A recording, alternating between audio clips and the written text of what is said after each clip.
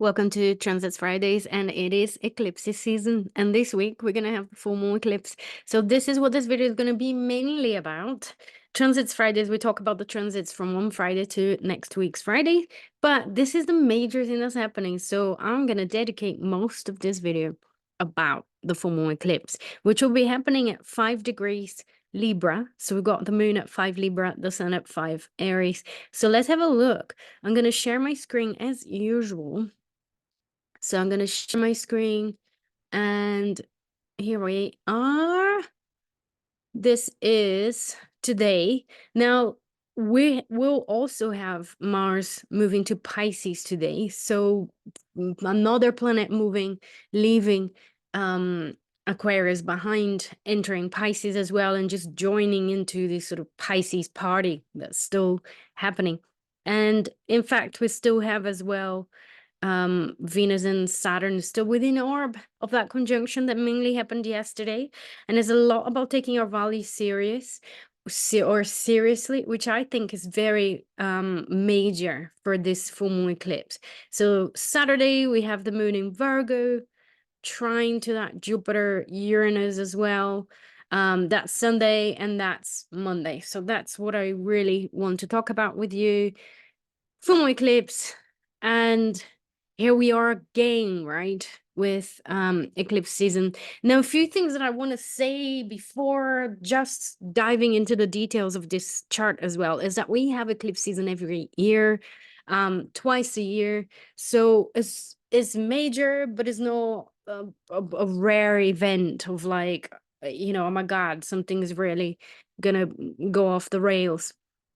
It is a time of intensity. It is about emotions getting very, very activated and things being shown to us very strongly, and being emphasized as well. So whatever it is that we're working with already, that we're being sort of going through already, is really under the spotlight during eclipse season. It becomes more urgent, more obvious. It's harder to hold back from it. It's harder to pretend that we're okay when we're not, or to sustain something that really does not belong in our lives anymore. So I think this is something that really needs to be said about the eclipses and the eclipse season in general as well.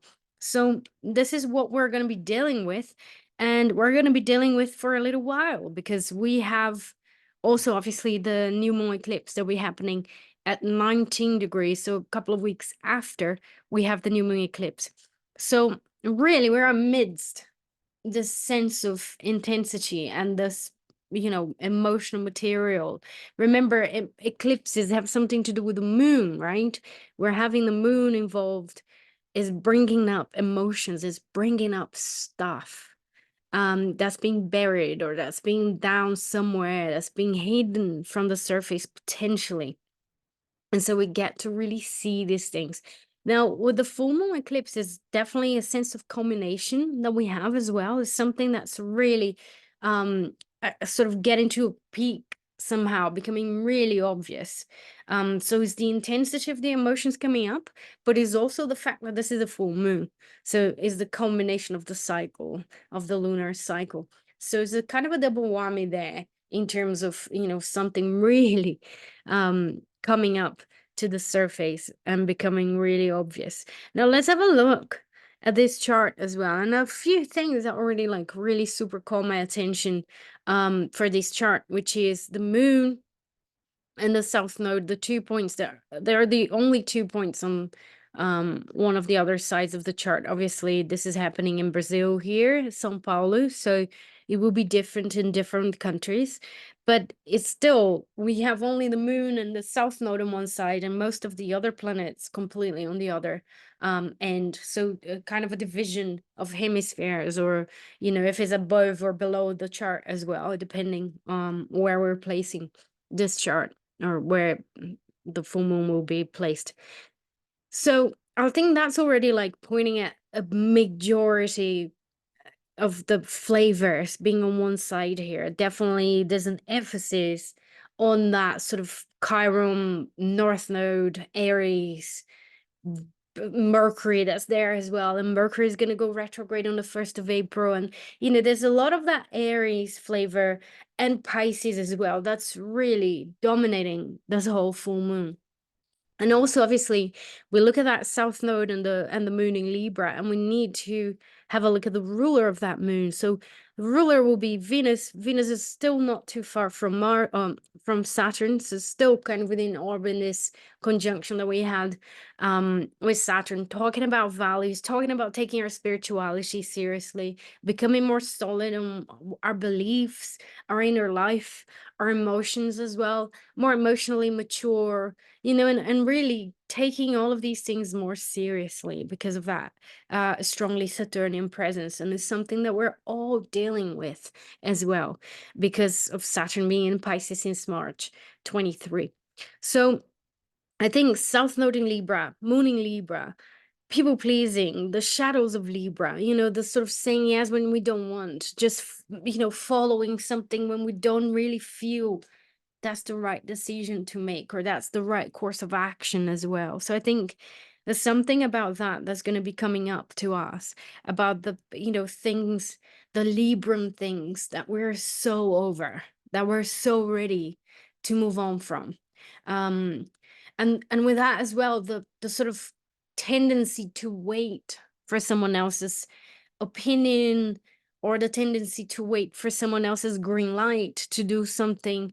I was just listening to Jessica Laniadu, and I think she said something that I love, because that's what I think about as well when I'm talking about Aries, North Node, Chiron. We're not talking about toxic individualism. Yeah, we're not talking about leaving everyone behind and not fulfilling our commitments, and leaving people that count on you behind. That's not what we're talking about, really. It's really about questioning who you want to be. It's really about trying to align yourself as much as possible with your authenticity, with who you're meant to be here, with who or what you really truly are meant to be doing in this life, in this world as well, and with the people around you. And if you keep waiting for people's opinions, for people's um um permission to do, I think that's what we're talking about with this full moon eclipse in the south node in Libra. There is like, do not wait for permission anymore, for what people think, for what people will say, for how they're going to judge you if you do this, or if you choose to go that path, or if you decide that this is what's right for you as well. So this is really strong, heavy weight on individual values and aligning with these individual values.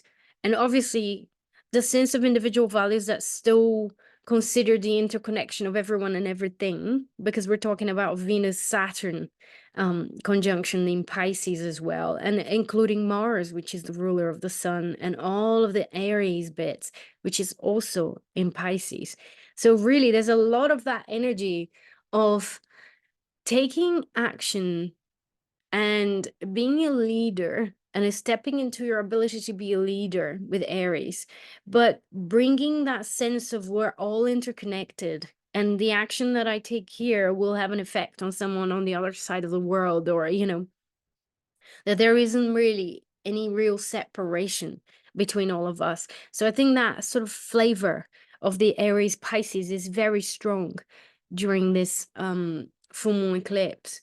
And obviously, Mercury, with Mercury going retrograde in a week's time, we're gonna have to revisit all of this as well. We're gonna have to rethink a lot of what's happening, a lot of what we want to speak, or what's not really going down, like, and we can't really swallow something, or we're gonna have to rethink some things. So as usual, I always say during eclipse, pay attention to what comes up. Pay attention to the situation. Any resentment, any anger, any something that might be bubbling within you, and try to see that as a sign of something else, of something that you're really dealing with already, that you've been working on for a while. And in that way, I think the eclipse season is a real blessing, because intensifies and it really triggers intense emotions, but it really shows us what's important and where we are at and what's going on in our lives as well, right? One more thing that I want to say about this chart, which I really like, is Venus Jupiter in a mutual reception. So we've got Jupiter in Taurus, which is ruled by Venus, in Pisces, which is traditionally ruled by Jupiter as well. So we've got this sort of special relationship between Jupiter and Venus, and also a sextile between the two. You know, it's like quite a tight sextile because Jupiter is 1556, so it's almost a 16 degrees Taurus, and Venus is at 1635. So the sextile between Venus and Jupiter, for me, is really saying something important there. There's a sense of um values, a sense of abundance. There's a sort of a hidden, the way we see sextiles is we got to work for it. A sextile doesn't just manifest. A sextile requires a level of effort and commitment there for us to really manifest that ability. There's a kind of a latent ability or a latent gift that we can tap into. So I really feel that this sextile between Jupiter and Venus there is telling us something about the gifts that we have already that are connected with our sense of abundance, that are connected with our sense of values as well, or perhaps healing the sense of self-worth and taking action, or um, responding to the situations that will come up during the full moon eclipse. Very much rooted in who we are, what we believe in, and really healing our ability to embrace who we are, to embrace how we are, where we're at as well in a race in our lives.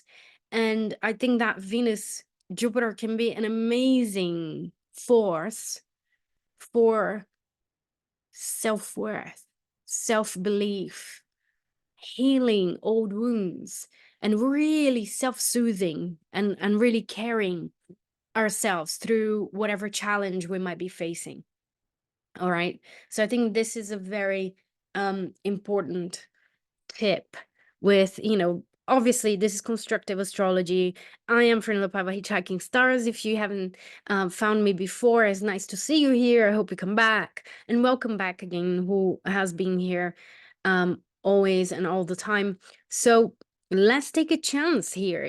That's constructive astrology for you. It's like looking at the planets as opportunities, because astrology is cycles within cycles. It's just reflecting all of these different cycles, and it really is about us being able to brainstorm the most empowering ways of using these cycles. Really isn't really about just talking about the worst that can manifest, and as kind of a self-fulfilling prophecy, really.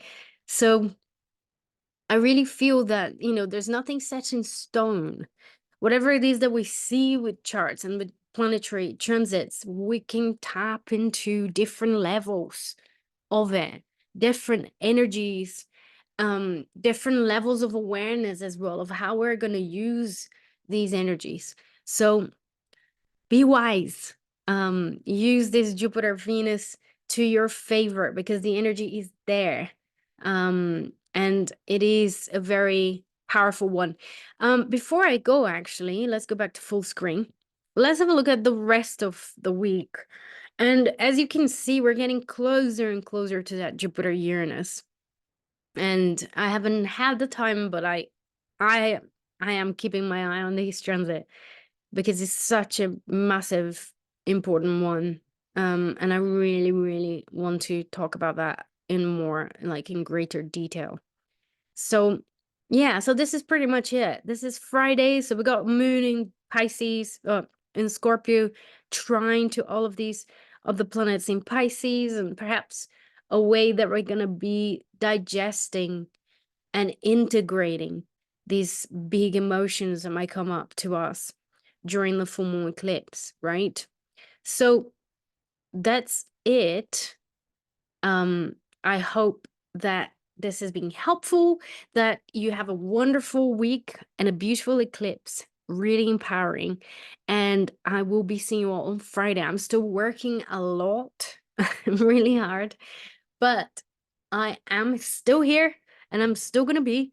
And I will be seeing you all next week. And let me know in the comments what's going on. What are your plans? Do you feel any of the eclipse season energies in the air? What's going on?